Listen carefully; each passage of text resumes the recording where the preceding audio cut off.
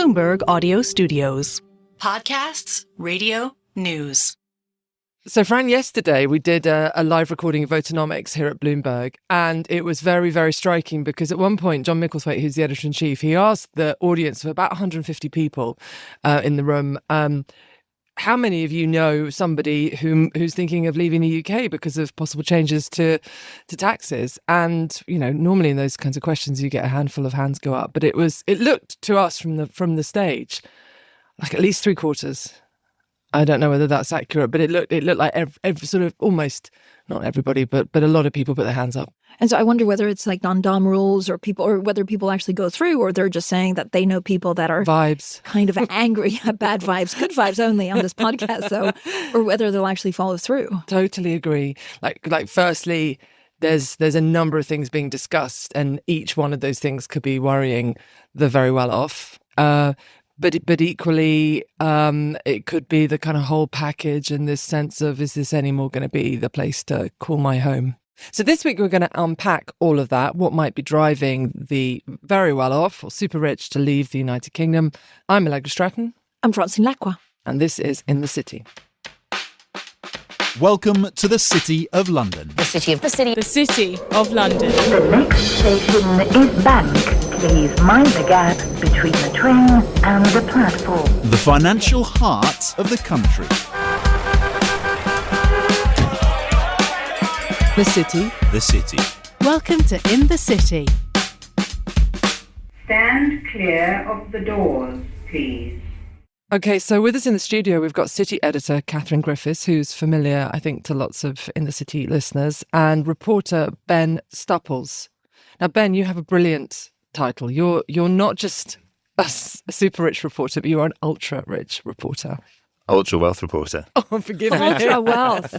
Is there a difference? Oh, it sounds really snooty, doesn't it? But it actually does make a difference. If you're a banker and you're a private banker, obviously if you're serving someone who's worth 500,000 with liquid assets, it's different. You can do fewer things than, say, someone who's worth 500 million and above. So the banker's definition would be 30 million pounds or dollars and above in liquid assets. So that's my game is above that threshold. I love it because liquid assets is usually 5% of their portfolio. Yeah.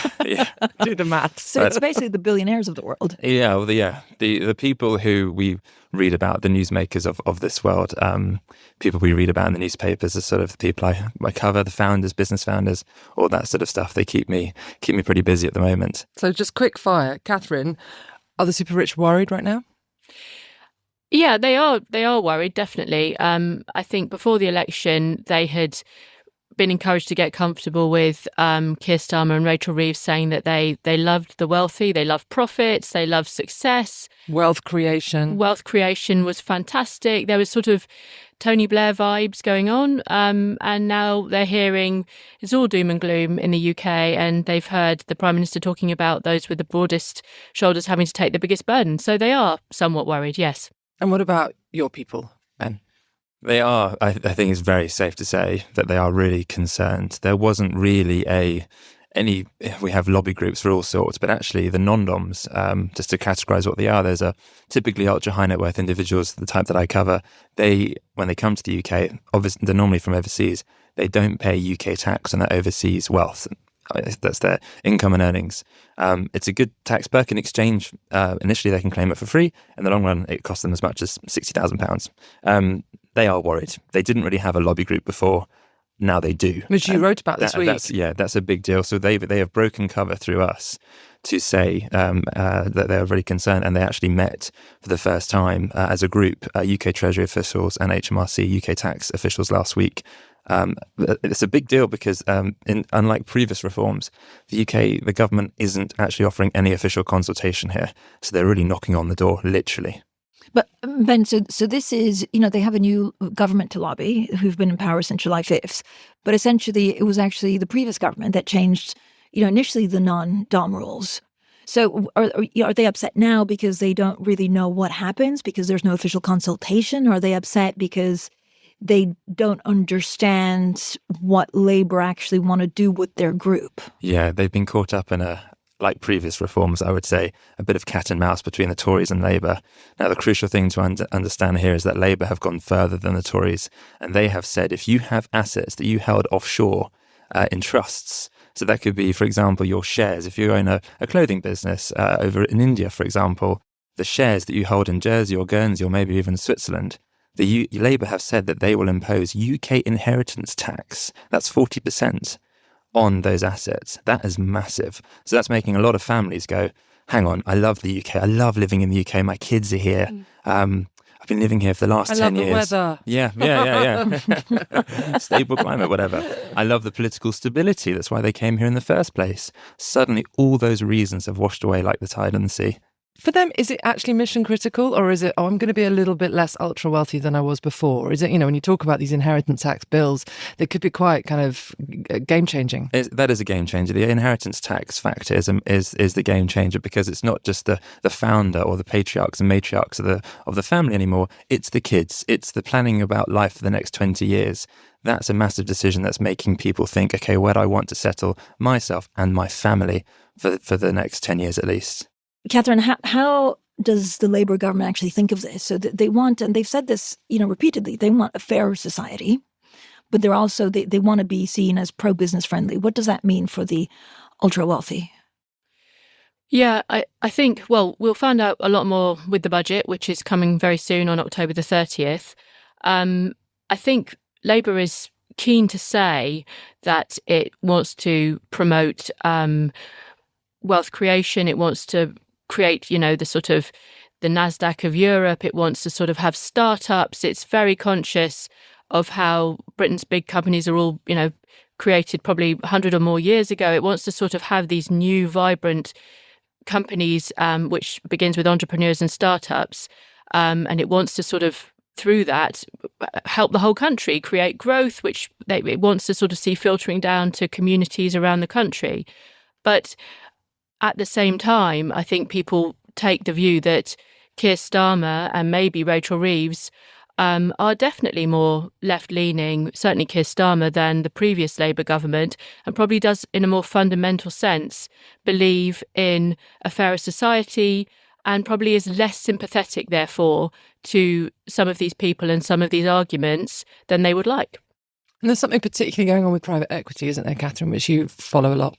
Yes. So as well as the inheritance tax issue for non-doms, as Ben has been highlighting, which seems to be a massive sort of hot rod that everyone is very worried about, on private equity, Labour has said that it's going to close what it's calling the loophole, which is at the moment private equity people pay carried interest tax relief at capital gains tax rate of 28%. Labour is going to change that. We don't know what to. Potentially, they could raise the rate up to 45%, the top rate of income tax. They could go somewhere in the middle. We don't know whether they will make a distinction between people who put their own money into funds and those who don't. They probably will make that distinction, but then it's really not very clear at all how they will exactly define the rules. And then there's a big issue as to when the rules will start. They could start immediately with the budget, maybe in January, or maybe with the tax year. You speak to the big bankers and they say, well, rightly so, private equity need to be taxed. Why do they have a fair advantage and actually, some of the big banks and asset managers don't? I mean, does the City of London actually lose a lot if private equity, either has to pay this extra? Will they actually leave or do they just suck it up? I think a lot of the senior private equity people in London will suck it up. I think that there's a sort of a tranche of them at the top of the big firms who have already made an absolute king's ransom and have their lives in London, have their very nice Kensington homes, and who don't want to leave for other countries. They may well be from other countries, but they've chosen to live in London for certain reasons. There's a whole load of other people who work for those firms who are younger, who may well be more mobile and who may well think about other countries. But it's really very unclear, I think, as to what that will really mean for investment in the UK, because there will still be big funds that are looking at opportunities in the UK. Some of private equity's biggest investments in this country are actually run out of funds that are not based here in London. They may be global funds or US funds. So there's an awful lot of sort of threats and warnings, but the reality could be quite different. But the fundamental thing, right, is do you two, as people who cover this stuff day in, day out, we have a government that came in saying they want to be on the side of wealth creation. It was kind of one of their sort of top 3 points they were making. Do you think right now they're getting the balance right? Well, I think no, I think is at the moment, because it's all this kind of rhetoric and we don't really know what they're going to do in any of these areas. I think we're sort of massively waiting for the budget. It is this period which is quite familiar pre-budget where they scare the horses, they make everyone think it's going to be terrible, and then in the end it's not as bad as all that. But I'm getting some vibes from yourselves, but also your colleagues in the Bloomberg newsroom, that actually this period is damaging too. Yeah, I think definitely people in the city do feel it's damaging. People who have been pretty interested and supportive of the Keir Starmer Rachel Reeves project are now quite cross. I have no doubt, actually, that Labour will create British wealth out of the UK. What Labour are caught in here is two different worlds. We've got British businesses, British business owners creating businesses, jobs, great. What Labour maybe haven't factored in as much is that in this global world where we have offshore wealth, there's existing wealth that exists globally. It's a global market, and London, or the UK in particular, London is part of that market. For a long time, we've been number one. We haven't really had to look over our shoulders so much.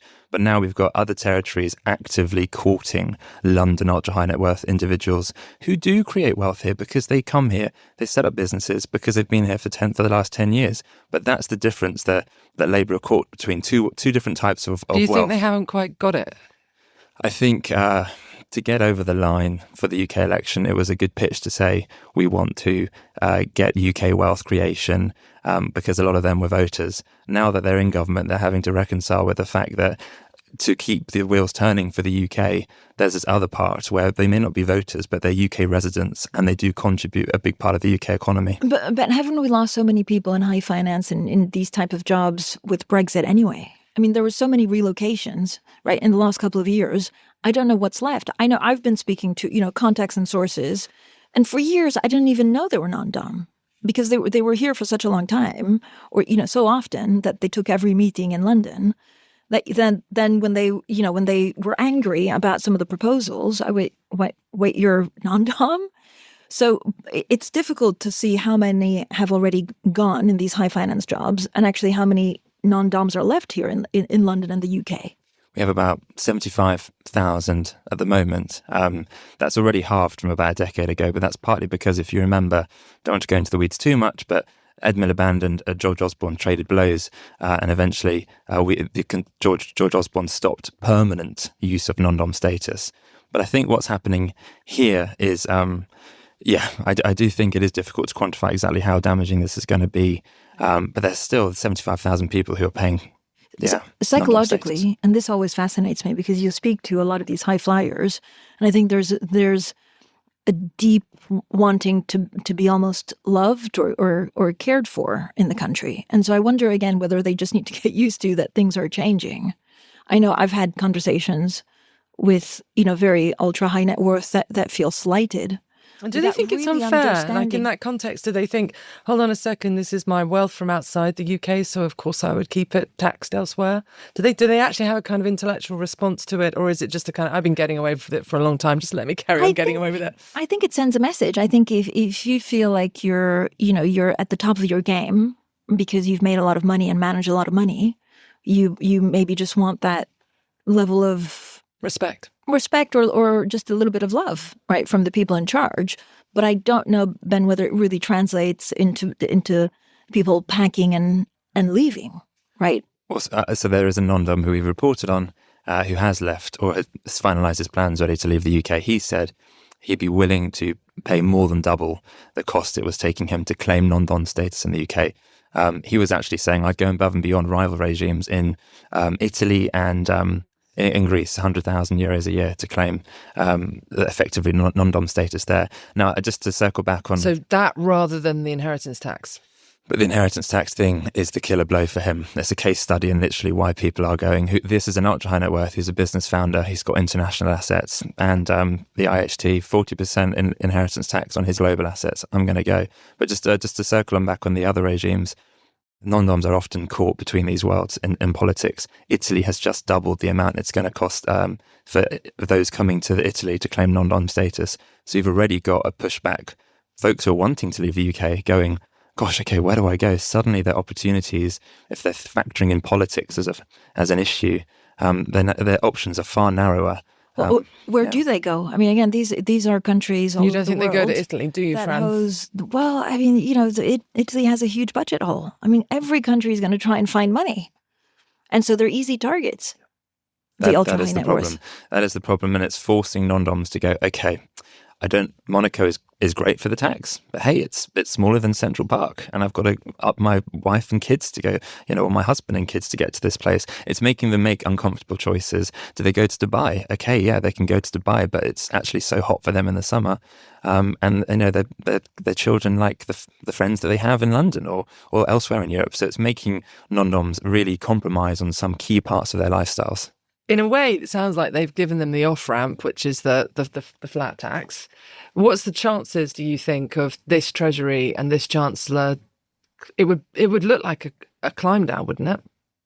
I think they will possibly tweak both on the carried interest for private equity people and maybe on the inheritance tax, maybe on things like amounts of time or sort of certain details. They won't want to completely climb down, even though maybe in both cases, actually, they may end up not raising, in both cases, possibly it might be sort of a counterintuitive measure in terms of how much tax is actually coming in through the door, which is how we get back to this point that there is an ideological argument that this Labour government probably does feel there's a sort of a fairness point at stake.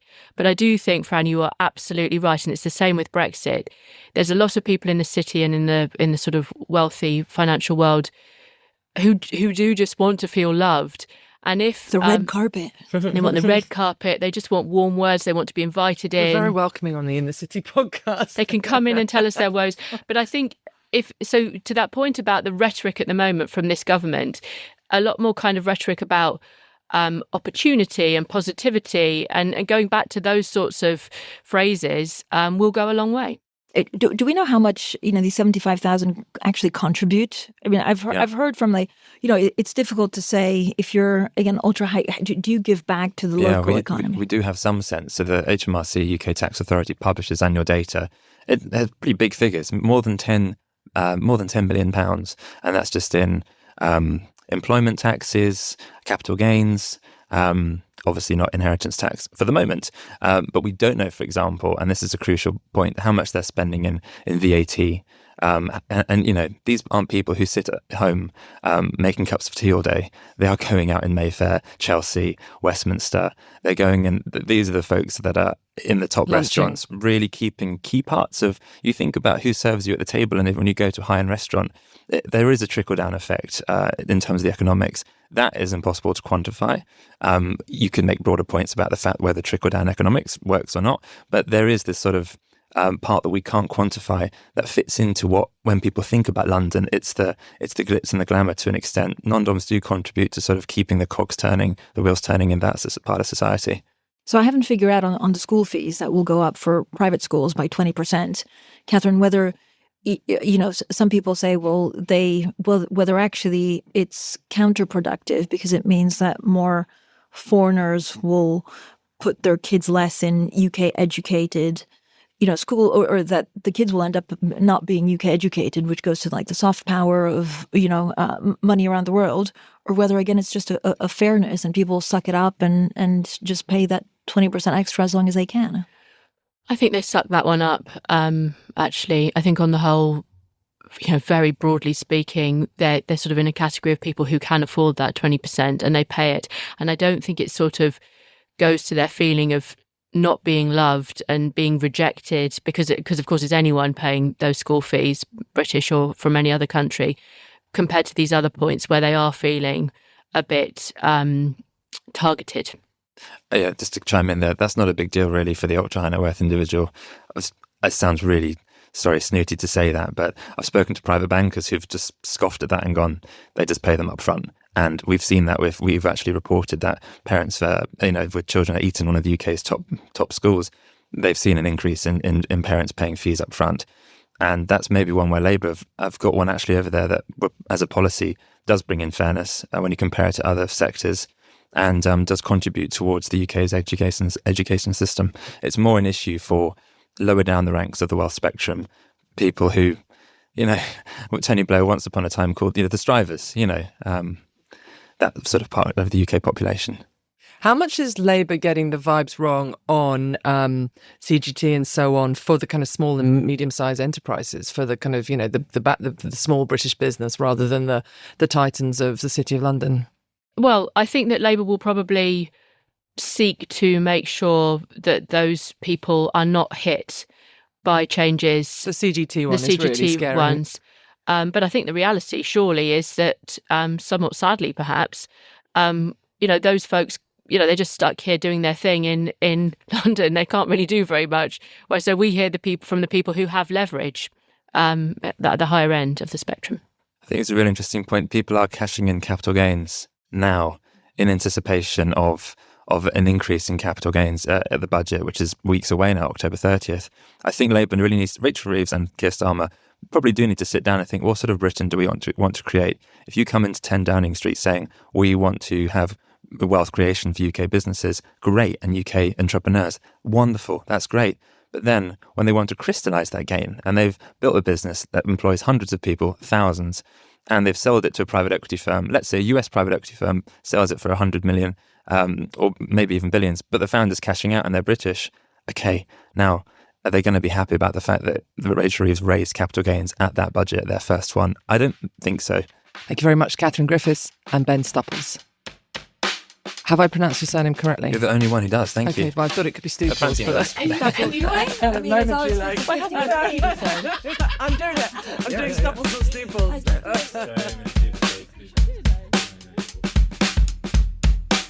Thanks for listening to this week's In the City from Bloomberg. This episode was hosted by me, Allegra Stratton, and Francine Lacqua. It was produced by Summer Sardi, production support from Moses Andam, and special thanks to Katherine Griffiths and Ben Stupples. Please subscribe, rate, and review wherever you listen to podcasts.